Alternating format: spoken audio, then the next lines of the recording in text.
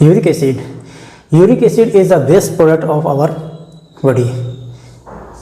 हमारे जिस्म का एक वेस्ट प्रोडक्ट है।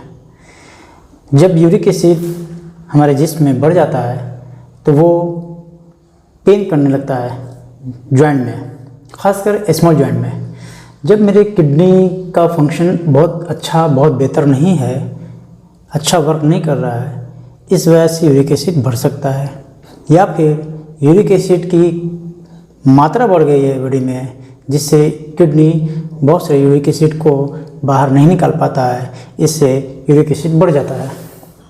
एक्चुअली यूरिक एसिड क्रिस्टल की शक्ल में जॉइंट में जमा हो जाता है, जिससे काफ़ी पेन होता है।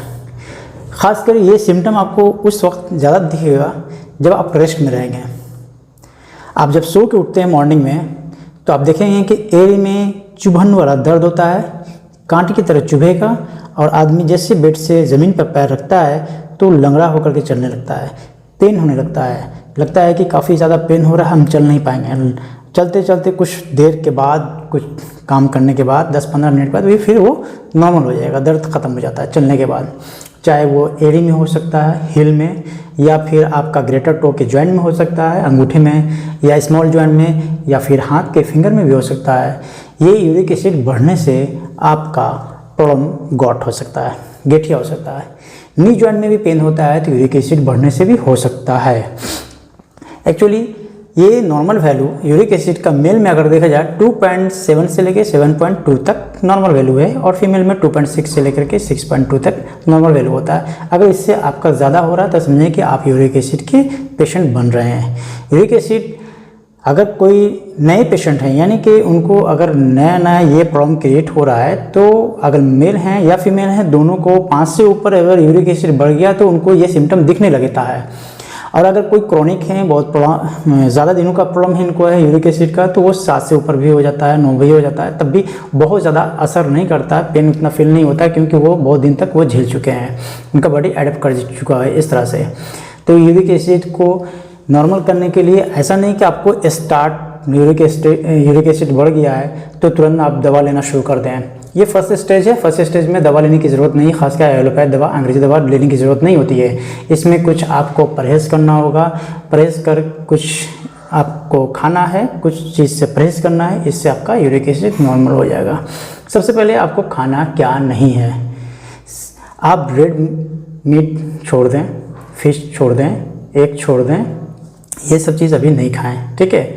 जैसे आपका वेज में चना हो गया, सोयाबीन हो गया, राजमा हो गया, पनीर हो गया, ये सब अभी फ़िलहाल छोड़ते हैं जब तक आपका यूरिक एसिड नॉर्मल ना हो जाए। और ख़ास ध्यान देना है आपको वेजिटेबल्स का। वेजिटेबल्स अच्छे से खाएं, सलाद का इस्तेमाल अच्छे से करें, फ्रूट्स आप अच्छे से इस्तेमाल करें, आपको यूरिक एसिड धीरे धीरे ये नॉर्मल हो जाएगा। स्टार्टिंग पीरियड में जब आपका यूरिक एसिड शुरू हो गया है तो दवा लेने की ज़रूरत नहीं, ये सब शुरू कर दें। प्रोटीन वाला चीज़ को रोक दें, आप वेजिटेबल्स और फ्रूट्स ये सब इस्तेमाल करना शुरू कर दें। आप फाइबर्स चीज़ इस्तेमाल करें, ग्रेन्स इस्तेमाल करें, जितने भी अनाज है उसके अच्छे से आपको इस्तेमाल करना है, जिससे आपका यूरिक एसिड धीरे धीरे कम हो सकता है। आपको कुछ मैं टिप्स बताता हूँ यूरिक एसिड को और कम करने के लिए। सेब का जो सिरका होता है उसको 1 कप पानी में 2 चम्मच डाल करके आप पर डे पी सकते हैं, इससे भी आपका यूरिक एसिड कम हो जाएगा। आप अखरोट जो होता है वॉलनट, उसको भी अगर 2 वॉलनट रात में आधा कप पानी में डाल दें और मॉर्निंग में उसको खा लें, इससे भी आपका यूरिक एसिड कम हो जाएगा। आप रोज़ पर डे आप या अपने परिवार को सभी को ये एक चटनी बना लें, उसमें लहसुन, पुदीना, अनार का दाना और अदरक, ये 4 चीज़ सेम क्वांटिटी में, सेम वज़न में डाल करके पेस्ट बना लें, चटनी बना लें। और जायके के मुताबिक, टेस्ट के मुताबिक उसमें हरी मिर्च और गोल मिर्च, काली मिर्च ये डाल दें। डाल करके इसका ग्राइंडर में पीस लें और इसका चटनी बना लें। चटनी बना करके पर डे आप इसको इस्तेमाल कर सकते हैं खाने में। तो आपका इससे क्या होगा, इस चटनी से और क्या फ़ायदा है कि आपका अगर बीपी भी ज़्यादा है, शुगर भी अगर ज़्यादा है, जॉइंट में पेन हो रहा, गॉट का प्रॉब्लम है, यूरिक एसिड का प्रॉब्लम है, ये सब धीरे धीरे आपका नॉर्मल होने लगेगा।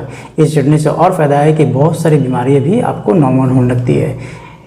तो इसको इस्तेमाल करें, यूरिक एसिड से बचें। और ज़्यादा से ज़्यादा इस वीडियो को आप शेयर करें कि ये घरेलू उपचार को इस्तेमाल करके यूरिक एसिड को हम नॉर्मल कर सकते हैं। Thank you.